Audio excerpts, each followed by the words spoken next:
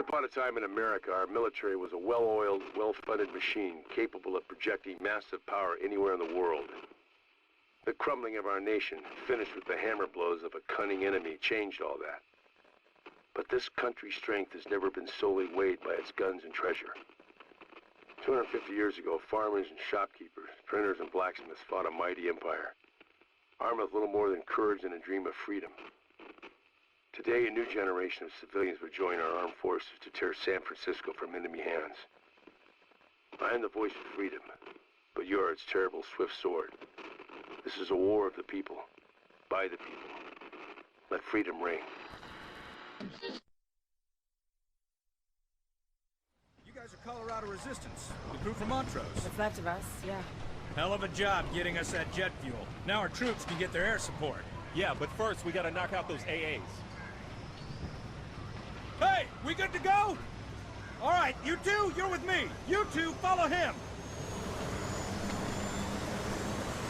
Rotor, check. Throttle to 70%. Avionics are a go. Raptor, this is Warpath. You are cleared for takeoff. Happy hunting. Raptor 1-1 copies. 2, solid copy. Keep the beer cold for us. Now, I know this is the last level of the game, and believe you me, there's no one more anxious for it to end than I am. But before we ride off into battle, we're going to take a quick tour of the base. Norks have the bridge packed full of anti-air. I've never seen anything like it. Hey, McAdams, I see you got that new pair of binoculars, and I know they're advertised as saying, oh, you can see things from far away, but you can still take a few steps closer to the bridge if you want. Hey, buddy, what are you up to? You're with the Resistance? Can't believe you drove those tankers here from Colorado. Hey, I can't believe it either, man. Say, can't help but notice you're not actually doing anything to that tire with your hands there. I gotta get my gear squared. I'll catch you later. If by squaring that gear you mean deflating that tire, then good luck to you. Not now. Got a dozen more of these to pre-flight. Well, sir, I hate to be a tattletale, but maybe your work would get done a bit quicker if your men weren't just pretending to work. As everyone on this base appears to be. I think I'm beginning to see how the Koreans got the upper hand in the first place. Can't wait till this is over. I hate this fucking bridge. But let me guess, not as much as they hate being a field medic, right? That's no excuse for sabotaging medical supplies, soldier. I'm gonna tell your CO. Thanks anyway. Thanks for what? I didn't offer to do anything for you, dude.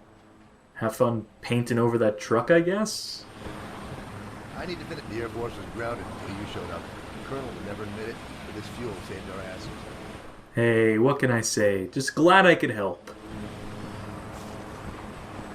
We can't initiate Phase 4 of the assault till the 185th owns the GGB. When we join up with the 40th ID at the new CP here, by then the Navy should have the base secured and be following the 11th MEU into the city. What are we looking at once we cross, sir? Kim's got 6 divisions spread across the Marina and the Presidio. The scouts report 5th Korean armors parked right in the middle of the friggin' golf course. There may still be civvies in the area, so I want everyone to observe the ROE. What, sir? Wait, explain it to me one more time, sir? God damn it, Nunez. And you wonder why the rest of the boys hit you with bars as soaked back in the barracks. I can't believe they didn't send enough medical supplies. Actually, I might know a thing or two about who's... Oh, not you too. Come on. Sorry, sir, but I can't talk right now. Hey, not a problem, dude. Say, what are you drawing, though? Just out of curiosity. Well, good luck with that, I guess. Everyone clear for takeoff. Get off the pad. Good luck. Yeah, well, about time we got the go-ahead. Jesus Christ, you guys. Been stuck here for the past 5 minutes. Thought we were never gonna leave. Hope y'all don't mind a little music. Oh, Homefront, you generic piece of shit. You just couldn't resist, could you? At this point, you might as well have gone all out and just used Flight of the Valkyries. Really put it over the edge. Fight's already started for the bridge. It's about time. Wait. Are they letting us Resistance fighters use the same radio frequency as the rest of the army? And are they not kicking Connor off of the channel after that line? It's a hell of a military we're dealing with here, folks.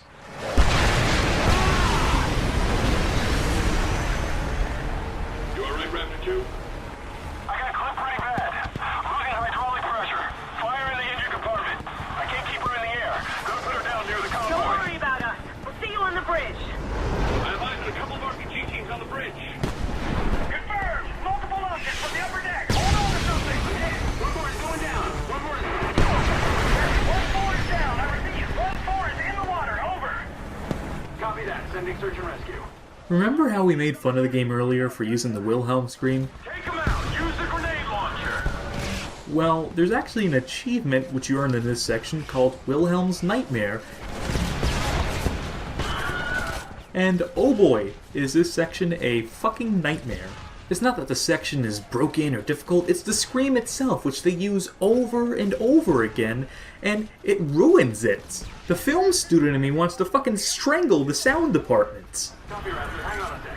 If anyone on the dev team gave half a shit about the story or the tone or the theme of the game, they'd have gotten rid of this. They wouldn't have allowed for this in the first place. They'd have realized that no one could possibly take the game seriously knowing what the Wilhelm scream is and hearing it here. In a T-99 at the base of the North Tower. 15 plots and 2 RPG teams on the road. 10 seconds. Touchdown.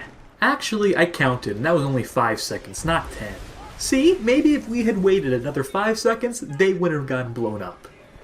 I'm just gonna take a few steps back here, by the way. Raptor 1 providing close air support. So, in typical Homefront fashion, that helicopter getting shot out of the air wasn't just a mini set piece. It's supposed to be our context clue that there's a RPG to the left that we're supposed to take care of. Naturally, I don't pick up on this cue, and I suffer for it. Lesson learned, I hang back this time, I take him out from a distance, just like the game wants me to. Just like the game has always wanted me to. That's the problem with this level. It doesn't feel like a last level. It feels like just like a middle level in another, better first-person shooters campaign. We're not the hero here. We're just another gear in the machine. The war doesn't center around us. We're not single-handedly winning it. We're no action movie badass. We're just a soldier doing a job. And it's honestly not a very exciting one in comparison to, let's say, Call of Duty. Come on, you bastard! Push up! Few more Push yards up! in the tower! You know, between chatting on the radio and barking out orders here, you think Connor thinks he's in charge of this operation? Or maybe he is? Maybe that's all you have to do to get a promotion to general is just deliver a fuel truck? Either way, despite fighting alongside the military, Connor will continue to be our personal commander for the rest of this level.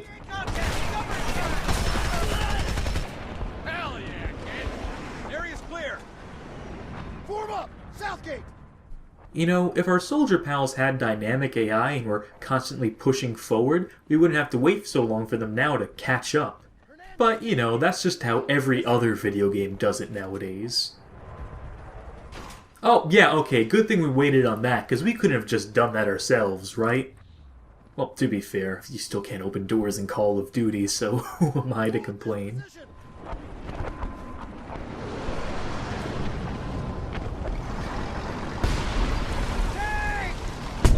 Well, there goes our whole squad, I guess. We need to get our hands on something to kill that tank. Guess it's up to us and Connor to take care of it again, huh?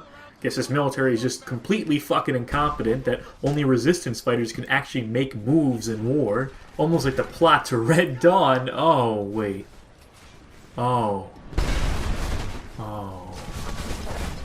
Imagine being a military man yourself and playing this game and looking at how it treats our military. Just like fucking dog shit. This is so fucking worthless. Only the resistance fighters can advance the plot. Get that rocket launch! All the US Army is good for in this game is letting the Koreans invade us in the first place, and then dying horribly in this level. John Milius may as well have written this fucking script, which, by the way, in case you don't know the backstory, he didn't.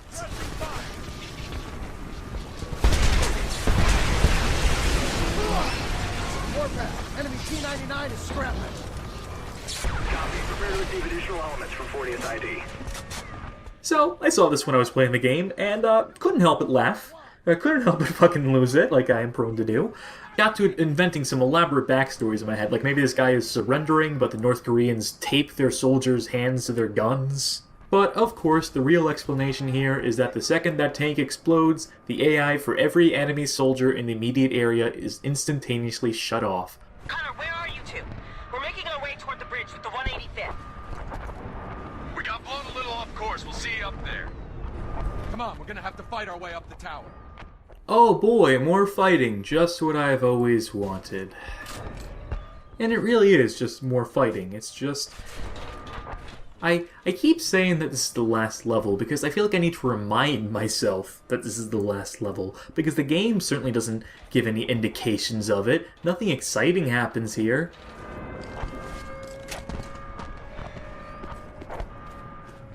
Stock up while you can. So the game once again gives us our choice of weapons, but what they neglect to tell us is that by this point in the game, there's only one that's really worth a damn. Mistakenly, I don't take that one during this run. I take this M16 with a master key attachment, which will prove to be our undoing. After 3 hours of gameplay, with only 20 or 30 left, the developers finally decide to toss a new enemy type at us. You see him over there? That's them. They have more armor. Takes more bullets to kill them. Eyes up top. Now rope it down off the deck. That's the difference. That's the big change. This is what the whole game has apparently been building up to. That's the last of them. Let's move. So basically, if you're using any weapon besides the light machine guns by this point, you're making a mistake. But because I took that M16 with a master key earlier instead of the other LMG, I'm gonna show this off for a bit. This is the master key. It's basically fucking useless. It fires slugs, which means it has basically no spread. Even at close range, it's not powerful enough to take out these heavily armored dudes in just one shot. It's basically the most useless attachment in the game, and probably one of the most useless ones in all of first-person shooters, to be honest. Basically what I'm trying to say is that taking this instead of that other LMG was a huge mistake. Really, taking any other weapon besides that other LMG would be a huge mistake. They're basically the best all-around weapon in the game. They have the most ammo, the most damage, they're just as accurate as any assault rifle in the game. They're basically a necessity for surviving this level. Oh, I forgot to mention that you can't interrupt that shotgun reloading animation on the master key, so that's why I die here. That's what I'm putting the blame on. Oh, but I learned from my mistakes. I take the second LMG with me this time. It basically allows me to breeze through this whole section and basically the rest of the level. Which, by the way, just gotta say it again, this is the last level, so this should be the most difficult. And I guess it is, but that's still not saying much at all.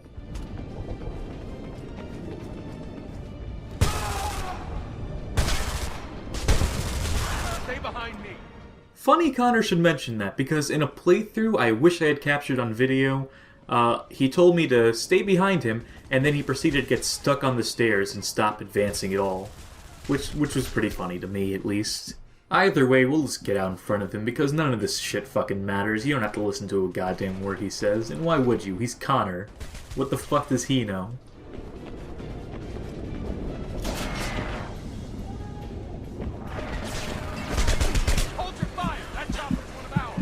We've all come to the conclusion by this point, the realization that he's the main character, not us, right? Like, we're all privy to that? If not, Connor's the main character. We're the sidekick. Firebase Bravo, this is Sierra Actual. Fire for effect, 10 rounds, hard target, grid, 5, Quebec. I mean, look at him. He has superpowers, for fuck's sake. He can phase through solid matter. If that doesn't have primary protagonist written on it, I don't know what does. Shut down! They're roping down off the deck. Well, I don't see anything, but thanks for the literal heads up anyway, Connor. We'll just continue to walk forward and shoot anything that stands in front of us. Seems to be working out well so far for us. Adjust fire. Direction 750, add 50, right 75. Over. Naturally, all this radio chatter is just complete jargon, doesn't have any bearing on anything we're actually doing, it's there for flavor. The problem is, there are so many stretches that we've already seen where there's no radio chatter whatsoever, just dead silence over radio. So when they do finally start to pay attention to it again, you notice it kick back in. Angel Island comm station destroyed. Estimate 15 plus casualties. This is Romeo 4-4. Our position's been overrun. The LT is KIA. Multiple wounded. We need case back immediately, but cannot hold the Bay Bridge. I'm just deciding on the best LMG here, by the way. And oh, what do you know, a note. The last one we're going to pick up in this damn playthrough. And what do you know, much like the game itself, it's entirely unspectacular. You'd think that by this point, the documents we'd be picking up would start to get a bit juicier, you know, a bit more relevant to Korea invading the United States. But no, we get some paper on Iraq or some shit, which is completely irrelevant to what's going on right now, so it just takes us right back out of the scene, assuming that you were somehow invested in the first place. 5 Navy destroyers have broken through the San Diego blockade. The USS John Paul Jones and Milius are en route to help secure the bay. On the catwalk! I see what they did there. They put Milius' name in the game because he wrote the game, presumably, ostensibly, not really. Oh, but what an honor that must be anyway. I mean, that's almost as cool as the USS Obama in Black Ops 2. I mean, it's so topical. He's the president right now. Can't believe it. Farther and we're on the bridge. It may be worth noting that all these enemies seem to be carrying the Super V SMG, which many of us may know as the Vector if we play other FPS games. Which, you know what, that's actually fair enough, because that is an American-made SMG, and it would make sense for it to be around at this point. Actually, come to think of it, with the exception of the M9 and the T3AK, every gun in the game is actually American-made, which, it's a nice touch. I gotta hand it to them. I mean, it doesn't excuse the fact that there's barely any weapons in the game overall, that it's severely limited arsenal, but you know, it's an attention to detail, I guess. They didn't take the route of putting in weapons that just look cool, even though they really aren't in any sort of mass production. Hell, even Call of Duty is guilty of that shit. Convoy is in position and clear to engage. So it's around this part of the level where it starts to get really fucking tedious. See, that was some fucking bullshit right there, right? I mean, where did that come from? What even was that? Probably an RPG, right? Whatever it was, the game clearly doesn't want me engaging them from the ground, so we'll get up on top of this little ramp to our left, get behind some cover, because this thin layer of aluminum, covered partially by a tarp, is going to be more benefit to us than that crate down below, the thick 10x10 crate. Oh wait, that's right, in this game's universe, aluminum can stop tank shells. So we're in good hands right now, so to speak.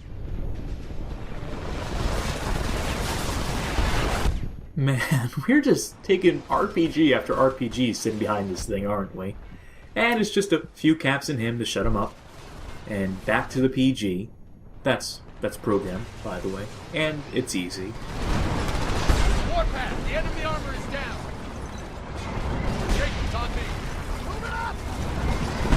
It's here that I remembered that you can totally get run over by these Humvees and die, but I didn't show it off because I didn't know where the game had checkpointed me last, and I have no interest in replaying any section of this game over again, thank you very much.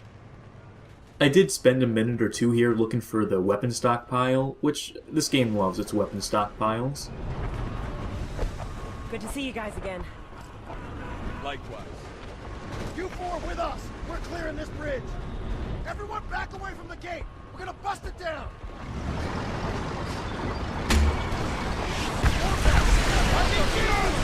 Now, did anyone here not see that coming? Or a better question, were you surprised that the game did that at this point? Or even better question than that, do you give a shit? Does anyone playing this give a shit? Should we give a shit? Are we supposed to give a shit? I can't tell at this point. I'm just so disconnected from what's happening on the screen. They're reinforcing. Hold your ground. I just don't care.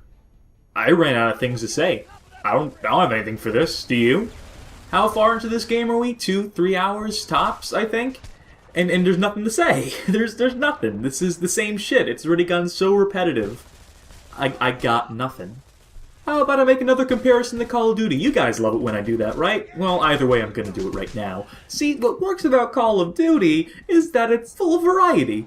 Things change. It's not just running and gunning every level, and the vehicle sequences are different vehicles every time. I mean, it mixes things up. Even if, admittedly, most of it is artificial. Press F to do a thing, but at least they're changing the thing that pressing F does. This game can't even be bothered to do that. I guesstimate that 85% of this game is split between walk from point A to point B, killing everything along the way, and stand in one spot and kill everything that comes at you. And that's it. Toss in 1 or 2 sniper sequences and that one helicopter level, and that's it! Light armor inbound.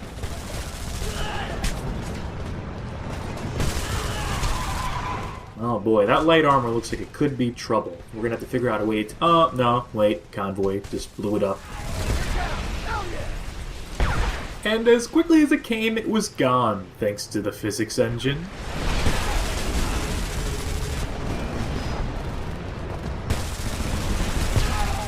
Well, either someone put an explosive round in this magazine by accident, or the convoy's incoming. Which means our work here is done. Sentry towers, get to cover! Behind the truck! Alright, good plan, good plan. That truck looks defensible enough. I'm sure we'll be safe just standing behind it.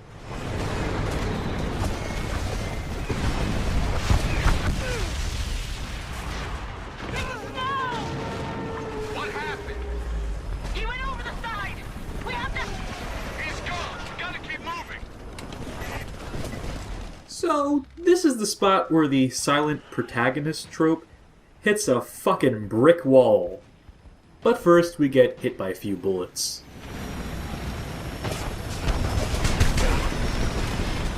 Good, so with that out of the way, let's talk about how stupid the sequence is. So, the joke here is that everyone else thinks we're dead, and for some reason, despite having a working radio, we don't call it in. We don't say, hey guys, I'm okay. Instead of saying that, we say nothing, because Jacobs doesn't say anything. It's amazing to me that by 2010, even right now, in the year of our Lord 2013, there are still games coming out with silent protagonists. Games which would benefit so much from characters who would just open their fucking mouths.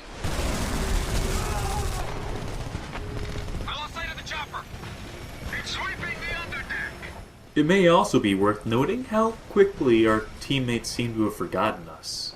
Like, more tears were shed over the death of Goliath than there have been for us. I guess it's good to know where we stand in the grand scheme of things. Don't forget to cover. Those things will tear you apart. Sergeant, these sentries have a 20mm autocannon linked to a KU band radar. Hopper, not now! Hey, Rihanna, shut up. Like, I get it, you and Connor don't give a shit, but the military might like to know this if they don't already. Like, maybe they're familiar with KU band radar systems or whatever. Maybe they have a way of dealing with it. We've got to get up there with the grenade. That's suicide! There's gotta be another way! Of course, as it turns out, that other way is us. Who'da thunk it? Of course, if you had just asked me, I would have said, hey, we have tanks. Use them to fire a few shells. That will probably set off the propane tanks. Otherwise, just hit the things directly. They'll probably fall over and blow up. One of the sentries is down. Who took it out? Who cares? Push forward. Once again, just really bad advice coming from the resistance fighters over the radio. Which, I guess they're in charge of the operation officially at this point. I mean, the military's not saying anything. Holy shit! He's alive! Jacobs! That's like the fifth thing you've fallen off of and lived. You are the luckiest son of a bitch I've ever met. The chopper's coming back around! Find a rocket launcher! What, that's it? No teary-eyed, I thought we'd lost you moment. Nothing? We get nothing? Just go grab that rocket launcher, take out that helicopter? Yeah, okay, sure. Oh, by the way, none of you are getting Christmas gifts this year. Hey, I'm shooting! Fall in, we're almost there! I need an... We need to take those guns. The anti-air guns that are keeping our birds out of the sky are behind this gate. This is the battle, right here. Make it count. See what I've been saying? Connor thinks he's running this operation now. None of the military guys are stepping up to stop him, so I guess he really is. I guess they're just taking orders from him at this point. They're down. Press onto the platform. In the tower, on the left! So you may have noticed I swapped out one of my LMGs for the sniper rifle. That's another mistake on my part, as I will demonstrate.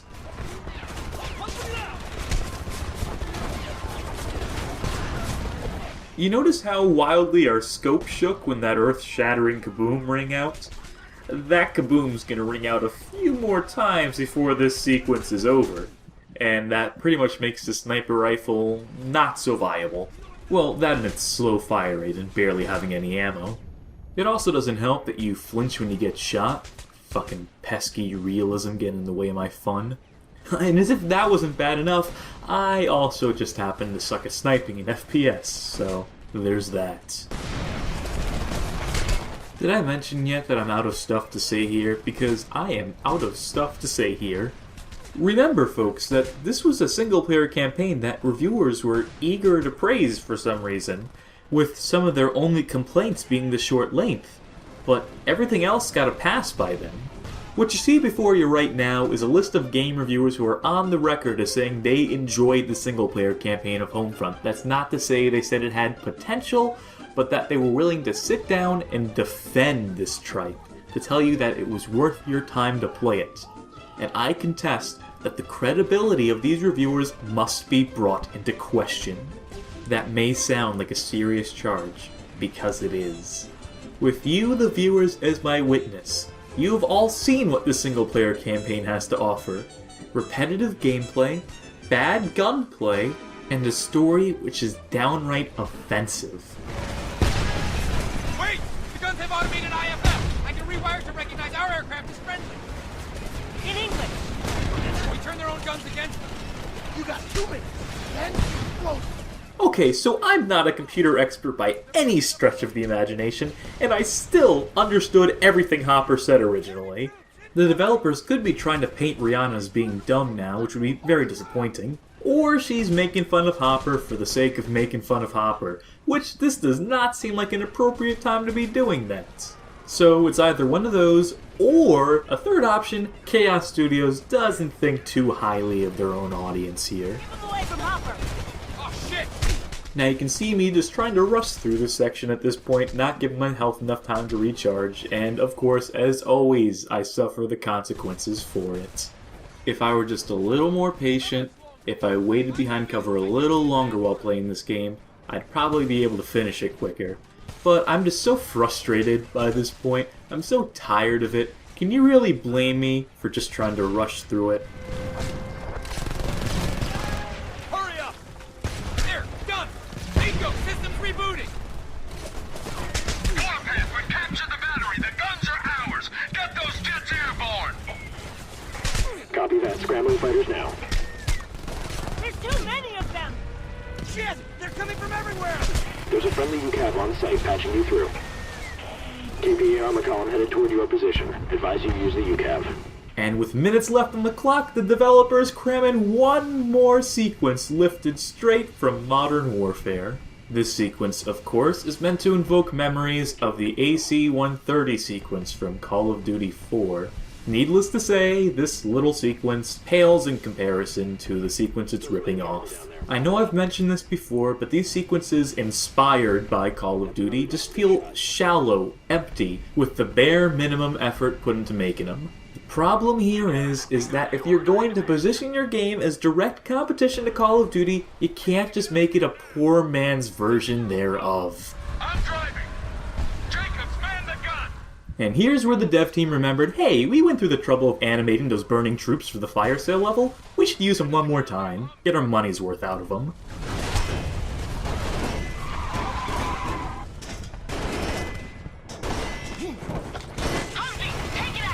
And here it is, folks, the final gameplay segment in Homefront. And it's a fucking rail sequence, with you behind a mounted gun. From a game design perspective, this is a horrible way to close out any game. It gives players the final impression that their input barely matters. Get rid of that vehicle. It's one of theirs. Get us out of here!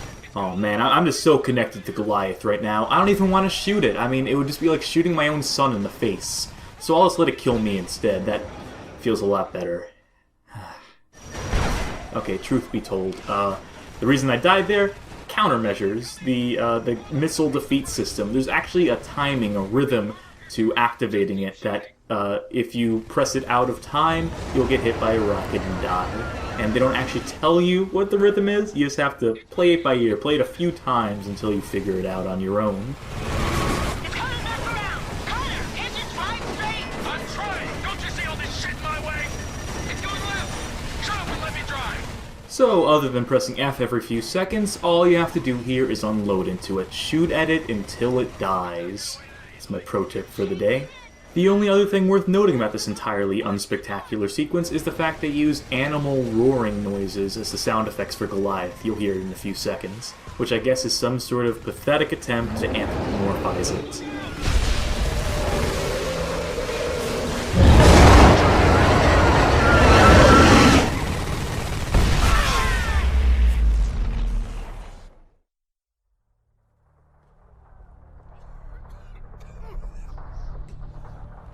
This is Connor Morgan. Enemy armor column rolling in from the south.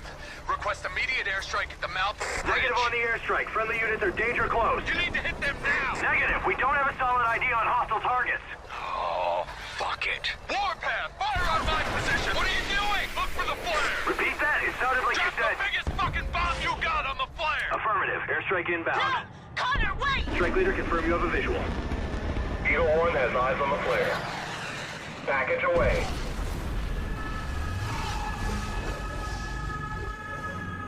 Connor! Can anyone see him? Connor!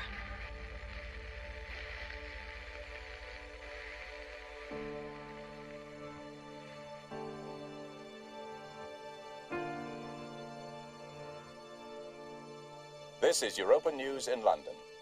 The Underground Voice of Freedom Network reports that American resistance fighters have joined U.S. military forces in a major offensive in occupied San Francisco at the Golden Gate Bridge. The coordinated attack may prove to be a turning point in America's guerrilla war against the Korean occupation. Meanwhile, the EU Defense Council has called an emergency session to plan support for our allies across the Atlantic.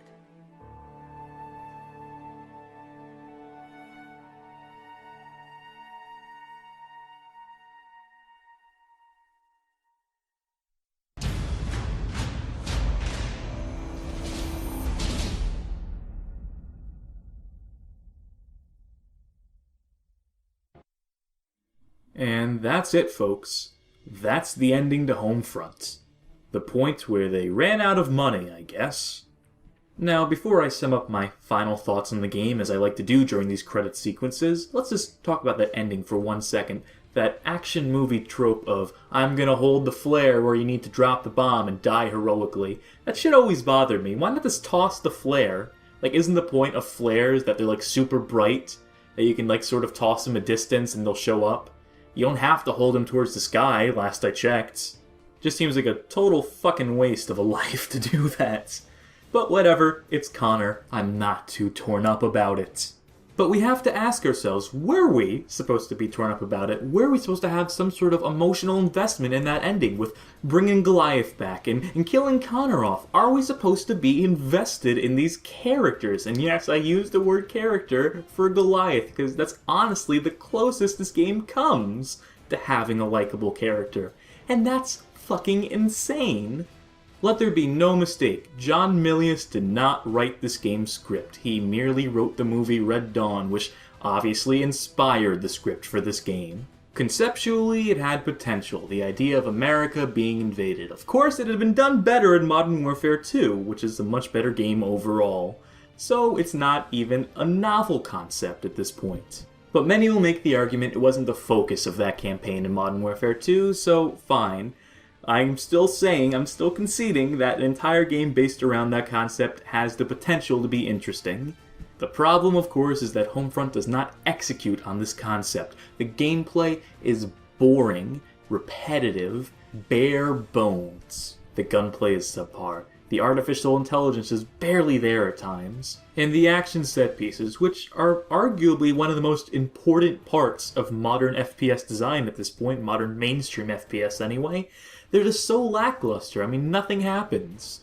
For a game that tries so hard, so desperately to emulate Call of Duty and Modern Warfare specifically, it's amazing how it manages to fall flat on every conceivable level. They had the game in front of them.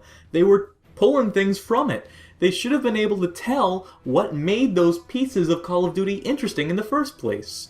And they just completely missed it.